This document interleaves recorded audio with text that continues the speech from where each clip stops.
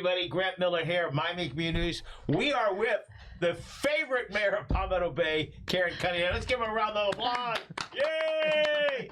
And Joe Corradino, we just found out he's been on the commission of mayor for 16 years? 18. 18 as of now. 18 as of now. And you had 2 more years, so you'll be there 20 years. 20 years. It'll be 20. And how many years has the city been incorporated? Oh, gosh, I don't know. 25? So I've been there 2/3 of the time. Wow. And he's my mentor mayor. Okay. Yeah, that's claim to But fame. we're not here to talk about. She does so well. We're not talking about Pinecrest. We're not talking about Palmetto That's Bay. right. But you know what? I got to talk about Pinecrest for 1 second. When they started thinking about incorporating the team, you know, originally it was 67th Avenue and 57th Avenue. You know, Kendall, well, not Kendall, the Kendall and to 136. And then the county said no. And they went to 77th Avenue, and the county said no. So they went all the way to the highway. But it really was going to be that little sliver. Little tiny square was all it was in the original concept. That's correct. And so now I think they did it right. Oh, absolutely. Absolutely. And Palmetto Bay's always been Palmetto Bay, right? Well, it's been Palmetto Bay for 22 years. Yeah. Right. Yeah. So, okay. But we're here for Miami-Dade League of Cities. That's right. You've been to a lot of the meetings lately. I try to go. They're entertaining. So why don't you tell us about what it is, what they do and what it is? Sure. So I'm the current president for Miami-Dade League of Cities. I think you were president a few years back, and you're going to be president again at some point. No, I can't possibly. I'll be out of office okay, by because the you'll be time turned that out. happens. Okay. that's good. Okay. Yeah. All right. I get He it. planned it That's perfectly. what they said about me. You never know. You never know. A lot can happen in a couple of years. So the Miami-Dade League of Cities is an organization that is kind of like the umbrella for all of the cities. And every city, including Miami-Dade County, is a member of Miami-Dade League of Cities. They bring a lot of great resources to the community. They pay to be in part of it. That you do. You pay dues. You pay dues. And we also have associate members, vendors that support cities that want to engage and network with elected officials. People say, you know, I'm trying to figure it out still now. You guys buy insurance through them? Is your city insurance through Dade League of Cities? Is it through Florida League? Florida League of Cities, yes. Florida. Yeah. He's my my lifeline. If I look over him, he's been in 18 years. I've only been Florida. in 10. The Florida League of Cities. You can get insurance. Is there benefits to not being benefits, or are there benefits to be part of it other than being a part of Miami-Dade League of Cities? Yes. Well, I think one of the biggest benefits, in my opinion, that I've learned over the years is, you know, we all, as municipal leaders, we all think that we are in our, you know, our little silo, doing our thing, governing, making policy for our city. But when you start networking and having conversations, you can find out that there might be a city all the way across Miami-Dade County that's experiencing some of the same issues and problems or opportunities that you are. And so to me, it's been really a lot about networking. Now, down south here, we've always networked. Right. We've got a great coalition of mayors, and so we're able to bounce stuff off of each other. But here with Miami-Dade League of Cities, you're able to find resources and, you know, communicate with elected officials all across Miami-Dade County. Well, Pinecrest and Palmetto Bay have the same thing. That you have duck problems, they have peacock problems. But I have to I plead the fifth. We have prettier peacocks. Yeah. But when Palmer cut down those trees legally, they didn't have no problem. There's hundreds of peacocks in those trees. Do you remember? Yeah, actually, our kids crossed paths at some point, probably because they both. Our kids went to Palmer. My daughter went to Palmer. Right. So right around the time that she was getting ready to graduate was when they were looking at developing. But you digress. Yes. Okay. Touche. Okay. We So can spend a couple hours on the Palmer. right. I love Palmer. They've been great to the community. Okay. So you got a big event coming up. Yeah, so one of the great resources for all of the electeds across Miami-Dade County and again, folks that want to engage with local government is the annual Miami-Dade League of Cities Best Practices Conference. And that's going to be on December 16th. Super excited. I think they're throwing up a picture right now, a throwback. Boom! To the fifth annual. I think this is like the... It's got to be more than 5, right? Yeah, I don't know. I took this right off the website, so everybody looks young and attractive there. So because it's like that's a 5-year-old. Is this supposed to be last year? I don't know if Theoretically. it's last year. It says the 5th annual. I think this year is the 12th annual. Maybe Rochelle can tell us if she's looking to kind of correct But me. it's interesting. Anna Garcia is there, and she's been in Dania for a bunch of years. That's right. Yeah, that's right. That's right. So the best practices, they bring in all kinds of workshops geared towards different groups of folks. So we've got, I believe, a workshop. FIU is going to be presenting on artificial intelligence, which is going to, for municipalities, which is... That's huge. It's huge. It's, we're learning a lot right now. So that's one of our sessions. We have a session for the managers. Our county mayor, Daniela Levine Cava, is going to be presenting as well. At what time is that? The sessions are all different times. Yeah, they're different times throughout the day. So there'll be, sessions from things that will make you happy to more serious resources where you're able to kind of connect on some of the issues facing Miami-Dade County. It starts at 8. It starts at 8 o'clock. Yes, it does. And we are super excited because this year we have philanthropist and CEO of Citadel, Ken Griffin, is going to be our keynote speaker. Yeah, I think we threw in a photo. There he is. There he is. Yeah. So it's pretty cool. Ken moved here just a few years back, and he's made a statement. He's made a statement. Yeah, a financial statement on the things that are very important to him. So some of those things surround education, health care. Something that I don't know if you guys took advantage of it because I was at one of your parks this morning, Flagler Grove Park this morning. Giving away turkeys? Giving away, we have Miami-Dade League. One of the things they do is you have distribute. a turkey in that bag? You got a turkey for me and Joe? You guys are the turkeys. What are you talking What's about? in there? This is dried goods. It's like I wanted to get the little turkey. logo on there. There you go. How many turkeys did the Dade League give It's out? more of a duck than a turkey. Well, it's 20 to each board member, so it's quite a few. Let's get back to Ken Griffin. It's pretty impressive. It is. And when he decided to make the move, he says, I'm going to make a commitment to I say Miami-Dade County, but really South Florida. He just went across the board. Nicholas Baptist. It just keeps going on and on, correct? Yeah, as a matter of fact, the other evening I was at an event for the Perez Art Museum, their annual gala, and we heard them announce that they had raised $1.1 million, and Mr. Griffin was being recognized at the gala, and we learned that he threw in $10 million. He is a big fan of cultural arts, so something else. I think that would qualify as a big fan. Yeah, absolutely. So he's going to be talking in one of the rooms? We're going to be doing, a little bit different. We're going to be doing a poolside chat with Mr. Griffin. Am I going to be... you're going to come out, right? No, but I'm going to be on the pool side? Is it? Are you going to have it in the I don't know. It depends on if you're wearing a one-piece or a two-piece, I guess. Touche. That's super exciting. I mean, just to hear somebody who gives back so much and he makes a lot of money, but that's separate. But he brought his whole team down here. He did, yeah, he did, yeah, and it's great for the community. I mean, to have somebody new come to the community and just really see the potential and the vision for Miami-Dade County, and then finding a way to help where they can help. I think it's very cool.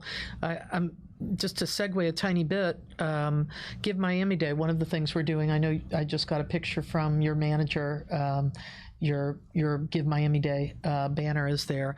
That's coming up on Thursday, Give Miami-Dade. So, here you've got organizations, people, regular people like us that are going to be making small contributions to not-for-profits that are participating in the event all across Miami-Dade County. And then you've got some heavy hitters, right, that are going to be able to do a little bit more or match funds. So I think it's all good stuff for Miami-Dade County. Question. I spoke to everybody part of Miami-Dade League of Cities. Is there going to be a drawing? So if whoever wins gets to have lunch with Ken privately? Joe's already pulled that ticket, so no, I'm not aware of that. I was trying. Let's manage expectations, not give false hope. But I think what's going to be cool, so Ken's going to be speaking at 10 a.m. We'll be joined by Mayor Daniela Levine-Cava. We'll be joined by Mayor Francis Suarez, myself, Executive Director Richard Cooper, who couldn't be here today because he's out delivering turkeys to the community. Yes. And it'll be a good opportunity, I think, for both electeds and just general population in Miami-Dade County, folks to be able to engage and ask questions and find out Ken's trajectory and really what he sees for Miami-Dade County moving forward, right, over the next 10, 20, 30, 40 years. Sure. Okay, so the sessions opens at 8, and then you have sessions. Opens at 8, yep. Networking. Cocktail hour at 8. That'll be in the evening. That'll be, I like that. It's the league, man. I don't know. We're going to have to pull you off the mentorship list. Yeah, everybody's got their deal. No, but we're gonna start with some sessions. So the first sessions start from 11:30 to 12:45. Second, from 2:15 to 3 p.m. There's going to be multiple sessions going on at the same time. We've got sessions from the Children's Trust. We've got the AI session that I mentioned. Sorry, I'm going to use my own little cheat sheet here. I mentioned Mayor Daniela Levine-Cava. They're going to be looking at heat, floods, and storms. We just had that most recent storm where, and I got to give Joe a little bit of credit. A lot of credit here because it was a big deal. Joe was president of Miami-Dade League of Cities. Well, I don't know if you were president, but you took the lead during COVID. And one of the things that we did on an everyday basis was have a virtual meeting just to talk about, how things were going and where we are with that. And what kind of has spawned or was born from that was what we participated in during the most recent storm with the EOC. Maybe you tell a little bit about that, because I thought it was very cool how this has kind of grown, where we're getting information, all of us at the same time. A lot of it has to do with the league's just general nature and wanting to communicate. So during COVID, during that year, I think we had something like 325 individual meetings. We would literally get in 1 year. In 1 year, we would get on a Zoom call almost daily. And sometimes twice a day. Right. And so we were really fortunate. We got with Mayor Jimenez at the time, and he invited the league to be part of his daily briefing with very smart of him, with the doctors, right, and the medical professionals and the healthcare folks. And so we would meet every day, and then we were able to get that information and report it back to our communities. And that kind of carried on. Mayor Cava has carried that on, and when there is now an issue that we need to deal with, whether it's a pleasant or unpleasant, she's kind enough to invite the league and the board of directors get on a call. And now not only the board, but in the entire, all the municipalities in the county are invited to call to hash out the issues, or at least be in the room when some of these decisions are being announced or being made, which I think fosters wonderful communication. It kind of takes that old, remember our incorporation of Pinecrest, there was an anti-county tinge to it, as we're not the county, blah, blah, blah, but we can't necessarily be on opposite sides of the table. We have to get together, collaborate on the solutions, and I think it fosters that kind of cooperative. We don't have to agree, but we do have to collaborate. Yeah, and during emergencies, one of the things we were able to do is kind of connect and all get the same information, find out what's going on, what the county is doing, because as the county goes, we're all kind of following suit. Correct. All right. But I think some of the other things that you helped to initiate were kind of round tables, big round tables, where you get every municipal leader, or almost every municipal leader, to connect with county, especially when they're looking at policy that may impact the cities, which I think, part of the mantra or the mission of the league is to protect home rule, right? To make sure that we're able to govern in accordance with the residents of our city and what we think as an elected body in each municipality is best for our individual cities. Periodically, there are things that come up where you want to be able to collaborate a little. One of them that I remember was the RTZ. Yeah, the Rapid Transit Zone Ordinance. It was an initiative of now Chair Gilbert's, and we were able to put everybody, Miami-Dade League of City, and I believe you were president at the time, bringing everybody together in one room in Coral Gables to kind of talk about what concerns they had with the policy. And then, the chairman went back and kind of, massaged it a little bit, made it a little bit different from what it was. Still not every city, like Palmetto Bay, still, it wasn't our jam. So we had to say, no, we still don't want this. But at the very least, we were at the table through Miami-Dade League of Cities to be able to have our voices heard. We did it most recently with the,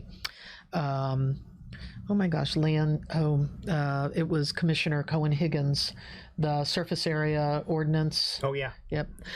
So just being able to put people in the same room so that they're able to have conversation about county policy that's going to impact municipalities. Yeah, over the years, I've seen cities who said, I don't need to go to those things.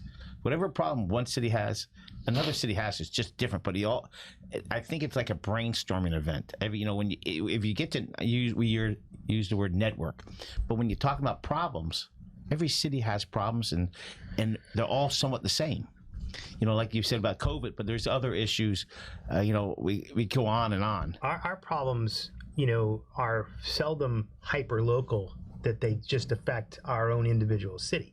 I think our problems are regional in nature, or at least countywide. And so when we look at ourselves at South Dade, and the locals in South Dade have a wonderful relationship with one another. We communicate almost on a monthly basis. But what impacts Homestead impacts Pinecrest, right, and up and down the line. And traffic is exactly. So we're circling back about traffic. Traffic's everywhere, and that's why all the cities have to work together. We were talking about jobs. If Homestead had jobs, there'd be less traffic through Homestead. No. Absolutely. And actually, during the technical difficulties, one of the topics we were talking about is one of the speakers, one of the panels is going to be on aerospace. And we just heard from Commissioner Roberto Gonzalez at the last board meeting, a little slice of what he's going to be discussing on the 16th. There's a lot of money that's going to be coming our way for aerospace to Miami-Dade County. And in his district, he has an airport. And he has an airport in his district, and they're looking at kind of doing a second George T. Baker aviation. So really? Yes, that's going to be. Is that going to be under the public school airport. Or charter school? Well, I don't think it's all been fleshed out yet, but that's part of the topic of conversation: is how do you train people a little bit closer to home, right, in that Kendall area, and then once they're trained, how do you deploy them to jobs that are going to be more in that South Dade or West Dade, West Kendall area, so people aren't having to get on the road in the morning and head north like everybody has to do right now. You're talking about airports. Pinecrest used to have an airport. Yes, it did. Oh, I didn't know that. Browns Airport. Where was that? Northwest Pinecrest? No. Or was that it was off of 72nd Avenue. Okay. A little north of St. Louis Church, about 110th. And some of the homes, and the reason they stopped the airport because in the 60s, government was building canals. So they made the airstrips too small. So some of the homes have history of Browns Airport, but everybody knows. One day I just want to go on a ride with both of you, actually, through Miami-Dade County, and you can just, even though I grew up here, every time we speak, I feel like I get another little nugget of information. You know why Chapman Field has lights? Tell us. No. Is the neighbors at Corey Park, I forgot his name, fought it. So we do not want lights at Corey Park. That's right. He lives in East Ridge. Okay. Now, but he fought the lights. That covenant is still in effect, by the way. He fought the lights at Corey Park, and he says, "Why don't you put them at Chapman Field?" And somebody goes, "Brilliant idea, done." Yeah. So, but the history of Miami is great. By the way, Merritt Steerheim is December 7th. They're putting a big plaque on the government center. That's great. Like all the other, one of the most deserving people. Absolutely, absolutely. He's a Pinecrest resident. Been there, I don't know, umpteen years, right? He was great. I'd walk door to door, and he would be kind enough to answer the door, and then you'd go into his house, and you'd leave 3 hours later with a wealth of information, like a master's class. And I worked for him, Miami-Dade County Public Schools, right? He was connected with Miami-Dade County. He was a superintendent for quite a period of time. Right. He came in to rescue. That's back when I was in the classroom. Wow. Yeah. All right. So who else is speaking at the event? So we're going to have panels, as I mentioned. We have Miami-Dade County Mayor Daniela Levine Cava, Commissioner Senator Renee Garcia is going to be doing a panel on condominiums and condominium associations. We have Commissioner Roberto. HOAs and things like that. Yeah. We've got Commissioner Roberto Gonzalez that's going to be talking about aerospace. FIU is going to be talking about artificial intelligence. We've got I've got my first vice president, Omar Nickerson, is going to have a happy panel. It's going to be how you can celebrate your wins. Okay, it's something we don't often do. He's the first vice president. He's mayor of El Portal. Oh, yes. You know my good friend Omar. Yeah. Our good friend Omar. In Biscayne Park. Yes. Do not speed in that town. Oh my. No. Okay. I don't speed in Biscayne Park and El Portal. They got cops and they're nailing you. I don't speed in Pinecrest either. I do speed, but if you speed in Biscayne Park, you'll miss it because it's only like 2 streets. So we've got some. I think if you don't mind throwing up, we've got some really amazing sponsors. No, I don't mind at all. Don't do that. Don't do that. Just throw up the slide. That's there what it is. This is. Oh, so it is the 11th annual. Thank you. So we've got some amazing sponsors. We've thanked them many times, but Key Biscayne, big sponsor. They are this year, which I'm so happy about. That's going to be the luncheon sponsor, Village of Palmetto Bay, the Children's Trust, Dade County Federal Credit Union, FIU, obviously. Miami Realtors is going to be co-hosting the reception with this guy, the Corradino Group. That's pretty cool. You're like, oh yeah, we sponsored that. That's pretty cool. Yeah, that's awesome. We have a parking sponsor, Miami Parking Authority, and then Weiss and Srota. They actually represent a lot of the cities. I think yours included in Cutler Bay. Lots of great sponsors. Then we've got a few other sponsors that are going to be. The mayor of Key Biscayne understands this is his second go around as mayor, and he worked for the county. That's right. She understands the importance of this organization. Yeah, and I think for all of the elected officials or for folks that want to be connected with municipal leaders, Miami-Dade League of Cities provides them the venue, it provides them the avenue, it provides them the resources. I've met some really awesome people that the village eventually ended up doing work with, not because I was a conduit to connect them, but once they were like, oh, I didn't realize you're putting in pickleball courts. I didn't realize you're putting in AstroTurf. Right, it's a great resource. Your AstroTurf at Flagler Grove, by the way. It was great. Whatever it is, then they follow along and they're like, oh, I'm going to see if I can, step in here and see how I can help out. Well, you're going to learn about AstroTurf if you speak to other cities. You do not save money, but what you save is when it rains, it dries quicker. The water runs off. Over a 7 to 10 year period, it costs the same, but the kids get to play. So that's the more important thing. Well, it looked pretty and green, especially. Yeah, but I mean, that's if you had regular grass, as other parks, it gets torn up. AstroTurf, the water just comes right off and they play right away. So, and just to double back to Mr. Ken Griffin, I don't know if your park space, your AstroTurf, was a part of his initiative, but he was doing microfields, soccer fields all across Miami-Dade County. That was a dedication of dollars where you could go ahead and have a microfield. Did Palmetto Bay get AstroTurf. We don't really have a space for a microfield, at least at the moment. We have some ideas on where it could go, but not just yet. Is he doing that through Dade League of Cities, or is he? No. This is just. Listen, he's like I said, a big arts fan, a big fan of youth, right? Keeping youth in organized sports and doing good things, keep them off the streets. Big fan of education, so and obviously healthcare. Well, when I ask him questions, I'll make sure I'll throw some softballs. I look forward to it. Yeah. Is he going to be open to open questions? Or we're gonna? Yeah, we'll have some open question time. Yeah. Wow. We're gonna. I mean, it's pretty impressive to me. I really think it is, and it's obviously for us, it's really an honor to have him come, as it is an honor to have all of the elected officials join and have our county mayor there, City of Miami mayor there, all kind of supporting Miami-Dade League of Cities that's out there supporting all of the cities. I think it's a wrap. I think we covered everything. I think we did. Mayor? Yeah, I'm glad I could help. I'm glad I could pitch in and help with the show. Mayor, you want to close it out? Here, close it out right here. Yeah, so we've got, there it is. If you want to register for the code. 12th Annual Best Practices Conference, check out this QR code. It's going to be at historic Biltmore Hotel.